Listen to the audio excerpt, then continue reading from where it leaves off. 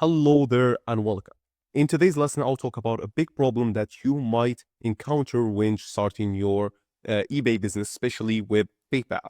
So we can see right here that this payment says that it is on hold, or for example, action required on hold, as you can see right here, or another one on hold, as you can see right here. So what is this thing? Why are you seeing this thing, first of all, and how can you fix it? Well, first of all, for the fix, you really don't have anything to do but to wait. Because since your PayPal account is new, you will be able to receive your amount after some amount of time. So you'll have to wait for the payment to process and to take some time because the account is fairly new and you're still receiving items. This is in the case of example, a buyer makes a dispute and the money has already been sent to your bank account. So why would PayPal trust you? Because you have no history, you have nothing like that. And plus, PayPal is really for the buyer more than is it for the seller. It does not support the sellers as much as the buyer. So keep that in mind.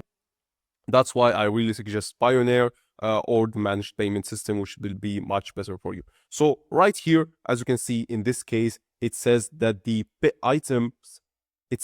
payment might be delayed 21 days in the future. This one, it says action required. If you get action required, that's very, very bad. What you can do is basically go to your PayPal notification and make sure that you verified every single information. Other than that, the account might be at risk of getting locked out. If you get on hold, as I said, that's not really a big issue. All you will have to do is wait. So it will take some time for you to get those payments, and it won't be a problem after a couple of payments you received because the account is fairly new. And what you can do actually is before receiving eBay account is that you send your money yourself by a friend or something like that to warn the account and make sure that PayPal knows that the account is valid and that you can receive some money on it. And that's pretty much about it.